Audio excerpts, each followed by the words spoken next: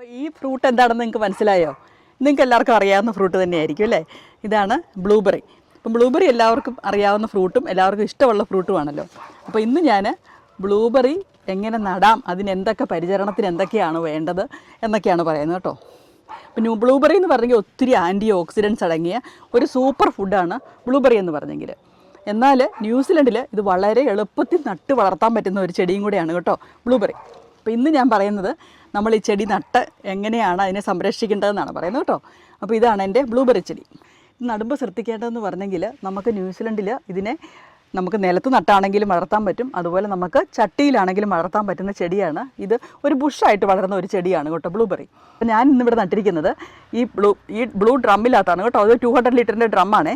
അതിനെ നമ്മൾ പകുതിയായിട്ട് മുറിച്ചിട്ട് അതിൻ്റെ അകത്താണ് നട്ടിരിക്കുന്നത്. അപ്പോൾ ഞാൻ ആദ്യം കുറച്ച് ഉണങ്ങിയ പുല്ലിട്ട് കൊടുത്തു. ഇനി നമുക്ക് കുറച്ച് പേപ്പർ കഷ്ണങ്ങൾ, പേപ്പർ ഇരകൾക്കൊക്കെ നല്ല ഇഷ്ടമുള്ള കാര്യമാണ് കേട്ടോ പേപ്പർ. നമുക്ക് പേപ്പർ ഇട്ട് നിറയ്ക്കാവേ. കുറച്ച് പേപ്പർ അങ്ങ് ഇട്ട് കൊടുക്കും, ഒരുപാട് വേണ്ട. അപ്പം നമ്മളിങ്ങനെ ഇട്ട് കൊടുക്കുമ്പോൾ നമ്മൾ പച്ചയ്ക്കുള്ളത് പെട്ടെന്ന് പുല്ലും അന്നേരം വെട്ടിയ പുല്ലും അങ്ങനെയുള്ള കാര്യങ്ങളൊന്നും ഇട്ട് കൊടുക്കരുതേ. അങ്ങനെയുള്ള കാര്യങ്ങൾ ഇട്ട് കൊടുത്തെങ്കിൽ അതങ്ങ് ആവിക്കുമ്പം ഭയങ്കരമായിട്ടും ചൂട് വരും. അതുകൊണ്ട് നമ്മൾ അങ്ങനെയുള്ള കാര്യങ്ങൾ ഇട്ട് കൊടുക്കരുത്. കരിയിലയാണെങ്കിൽ കുഴപ്പമില്ല, കരിയിലയല്ല ഉണങ്ങി വാടിയ പുല്ലൊക്കെ ആണെങ്കിൽ കുഴപ്പമില്ല.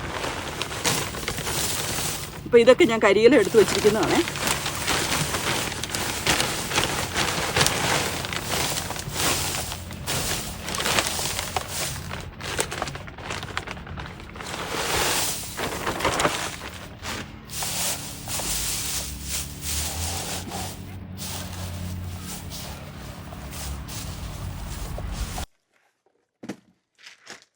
നമുക്ക് പോട്ടിംഗ് മിക്സ് ഇട്ട് കൊടുക്കാം.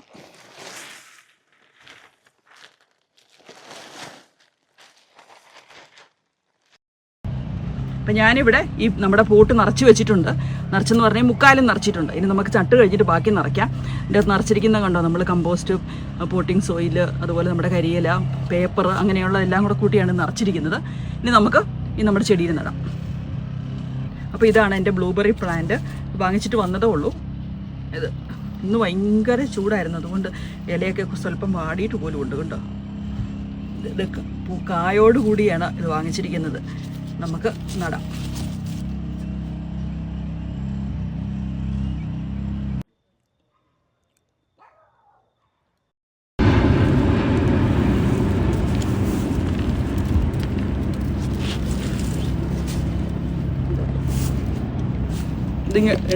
ഇങ്ങ് പോരാൻ വളരെ നല്ല എളുപ്പമായിരുന്നു അല്ലേ.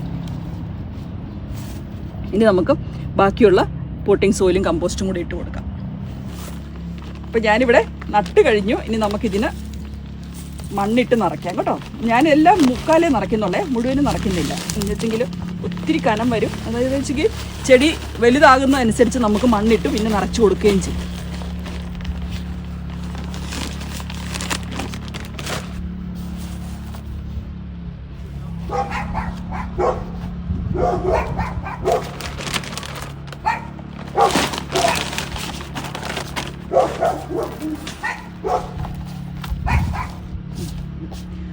അതുപോലെ ബ്ലൂബെറിയും അസിഡിക് സോയിലും താല്പര്യപ്പെടുന്ന ചെടിയാണ് കേട്ടോ. അതുകൊണ്ട് ചാരമൊന്നും ഇട്ട് കൊടുക്കരുത് ബ്ലൂബെറിക്ക്.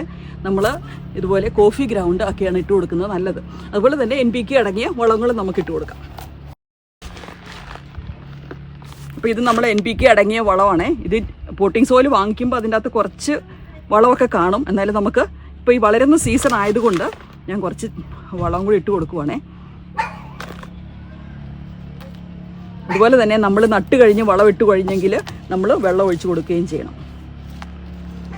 അതിൻ്റെ അകത്താണ് നട്ടിരിക്കുന്നത് കേട്ടോ. ഞാൻ ഇതിൻ്റെ അകത്ത് ഒരെണ്ണമേ നട്ട് കൊടുത്തിട്ടുള്ളത്. ഇതാണ് നമ്മുടെ ബ്ലൂബെറി പ്ലാന്റ്. ഇതാണ് നട്ട് കൊടുത്തിരിക്കുന്നത്. അപ്പോൾ നമുക്ക് ഈ ഡ്രം ഇങ്ങനെ എടുക്കുമ്പം, അല്ലെങ്കിൽ നമ്മൾ ഏത് പോട്ടാണോ എടുക്കുന്നത് അതിന് ഡ്രെയിനേജ് ഹോളുകളുള്ള പോട്ടായിരിക്കണം എടുക്കുന്നത്. നന്നായിട്ട് ഡ്രെയിൻ ചെയ്ത് പോകണം, വെള്ളം നന്നായിട്ട് ഡ്രെയിൻ ചെയ്ത് പോകണം. അത് കെട്ടി നിൽക്കരുത്. അതാണ് അതിൻ്റെ മെയിൻ കാരണം. അതാണ് അതിൻ്റെ മെയിനായിട്ട് ശ്രദ്ധിക്കേണ്ട കാര്യം എന്ന് പറഞ്ഞെങ്കിൽ. ഇനി അടുത്തതായിട്ട് നമ്മൾ ശ്രദ്ധിക്കേണ്ട കാര്യം എന്ന് പറഞ്ഞെങ്കിൽ നമ്മളിതിൻ്റെ സോയിലിട്ട് കൊടുക്കുന്നത്.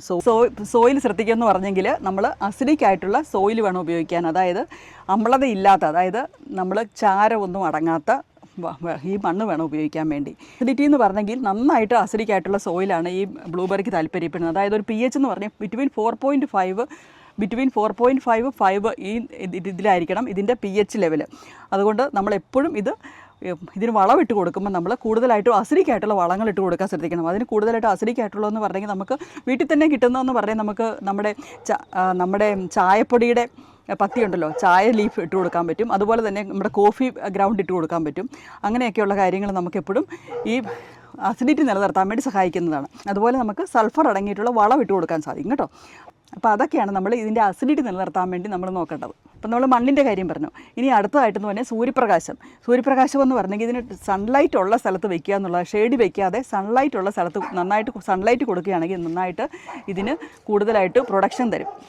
അതായത് കൂടുതൽ കായ്കൾ തരണമെങ്കിൽ നമ്മൾ കൂടുതൽ സൺലൈറ്റ് ഉള്ള സ്ഥലത്ത് തന്നെ വെക്കുക എന്നുള്ളതാണ്. എന്ന് പറഞ്ഞെങ്കിൽ വാട്ടറിങ്, വെള്ളം ഒഴിച്ച് കൊടുക്കേണ്ടത്. ഇതിന് നമുക്ക് സമ്മറിൽ പ്രത്യേകിച്ച് നമ്മൾ ചട്ടിയിലാണ് നട്ടിരിക്കുന്നതെങ്കിൽ നമ്മളതിന് വെള്ളം ഒഴിച്ച് കൊടുക്കണം കേട്ടോ. നന്നായിട്ട് വെള്ളം ഒഴിച്ച് കൊടുക്കേണ്ട ഒരു ചെടി കൂടിയാണ് ഈ ബ്ലൂബെറി എന്ന് പറഞ്ഞെങ്കിൽ. ഇനി നമ്മൾ നടുന്ന സമയം നമ്മൾ അറിയണമല്ലോ. ഇനി നമ്മളിതിനെ നടേണ്ട സമയം അറിയണ്ടേ. ന്യൂസിലൻഡിൽ നമ്മളിത് നടുന്നതെന്ന് പറഞ്ഞെങ്കിൽ ലേറ്റ് ഓട്ടമിലും എയർലി സ്പ്രിങ്ങിലുമാണ് ഇത് നടുന്നത് കേട്ടോ. അതായത് ന്യൂസിലൻഡിൽ എന്ന് പറഞ്ഞെങ്കിൽ നമുക്ക് ഓട്ടം എന്ന് പറയുമെങ്കിൽ ജസ്റ്റ് വിൻ്റർ തുടങ്ങുന്നതിന് മുമ്പിലും അതുപോലെ സ്പ്രിങ് തുടങ്ങുമ്പോഴുമാണ് ചെയ്യുന്നത്. അപ്പോൾ സ്പ്രിങ് തുടങ്ങുന്നതെന്ന് പറഞ്ഞെങ്കിൽ ന്യൂസിലൻഡിൽ എന്ന് പറഞ്ഞെങ്കിൽ നമുക്ക് ഓഗസ്റ്റ് തൊട്ട് നവംബർ വരെ നടാൻ പറ്റുന്ന സമയമാണ് കേട്ടോ. ഇതിപ്പോൾ നട്ടിട്ട് ഒരു 3-4 മാസമായിട്ടുള്ള ചെടിയാണ് ഈ കാണിക്കുന്നത് കേട്ടോ. നമ്മൾ നട്ട സമയത്ത് ഇതിന് കായൊക്കെ ഉണ്ടായിരുന്നേ. ഇനി നമ്മളിതിന് കായ്ഫലം തരുന്നതെന്ന് പറഞ്ഞെങ്കിൽ നമുക്ക് ഒരു സമ്മർ ആകുന്ന സമയത്ത്, ക്രിസ്മസിൻ്റെ ആ സമയമൊക്കെ ആകുമ്പോഴത്തേക്കും നമുക്കിതിന് നന്നായിട്ട് കായ്ഫലം കാണും കേട്ടോ. ക്രിസ്മസിൻ്റെ സമയത്ത് നമുക്ക് ഈ ന്യൂസിലൻഡിൽ നമുക്ക് ബ്ലൂബെറി പിക്കിങ്ങിനൊക്കെ പോകാൻ പറ്റും. അതായത് ആദ്യത്തെ ആ പ്രൊഡക്ഷൻ കഴിഞ്ഞ് കഴിയുമ്പം നമുക്ക് ഫാമിൽ പോയി നമുക്ക് തന്നെ പിക്ക് യുവർ ഓൺ ബ്ലൂബെറി എന്ന് പറഞ്ഞ് ഇതുപോലെ കാണും കേട്ടോ നമുക്കതിന്. അപ്പോൾ നട്ട സമയത്തെ വീഡിയോയാണ് നിങ്ങളുമായി ഞാൻ ഷെയർ ചെയ്യുന്നത്. അപ്പം ഇതാണ് എൻ്റെ ബ്ലൂബെറി. ഏതാന്ന് പറഞ്ഞെങ്കിൽ ഇതിൻ്റെ പ്രൂണിങ് അല്ലേ, എല്ലാ ചെടികളും നമ്മൾ അതിൻ്റെ പ്രൊഡക്ഷൻ കഴിയുമ്പോൾ നമ്മൾ പ്രൂൺ ചെയ്ത് വിടുമല്ലോ. എന്നാൽ ബ്ലൂബെറി എന്ന് പറഞ്ഞെങ്കിൽ നമ്മൾ ഒരുപാട് പ്രൂൺ ചെയ്ത് വിടരുത്. അതിന് നല്ല കട്ടിയുള്ള തണ്ടിലാണ് ഇതിന് കൂടുതൽ പ്രൊഡക്ഷൻ, അതായത് ഫ്ലവറിങ് വരുന്നത്. അതുകൊണ്ട് നമ്മൾ ഈ വർഷത്തേത് ഇതിനി പ്രൂൺ ചെയ്ത് വിടരുത്. പ്രൂൺ ചെയ്ത് വിട്ടെങ്കിൽ ഇനി അടുത്ത വർഷം ഉണ്ടായി വരുന്ന നാമ്പയിൽ പൂക്കൾ തരത്തില്ല, പ്രൊഡക്ഷൻ കുറവായിരിക്കും. അതിൻ്റെ കായ്കൾ ഉണ്ടാകുന്ന പ്രൊഡക്ഷൻ കുറവായിരിക്കും. അതുകൊണ്ട് ഈ വർഷം നമ്മൾ കട്ട് ചെയ്ത് വിടുന്നില്ല. അടുത്ത വർഷം ഇതിന് പൂ ഉണ്ടായി കഴിഞ്ഞിട്ട് നമ്മൾ ചെറിയ ലീഫുകളാണ് മുറിച്ച് കളയുന്നത്. നമ്മൾ കട്ടിയുള്ള ഇലകൾ, നമ്മൾ കട്ടിയുള്ള തണ്ടുകൾ നമ്മൾ മുറിച്ച് കളയത്തില്ല കേട്ടോ. അങ്ങനെയാണ് അതിൻ്റെ പ്രൂണിങ് എന്ന് പറഞ്ഞെങ്കിൽ. അങ്ങനെ കട്ടിയുള്ള തണ്ടുകൾ നിർത്തിയാലേ അതിന് നമുക്ക് കായ്ഫലം തരത്തുള്ളൂ.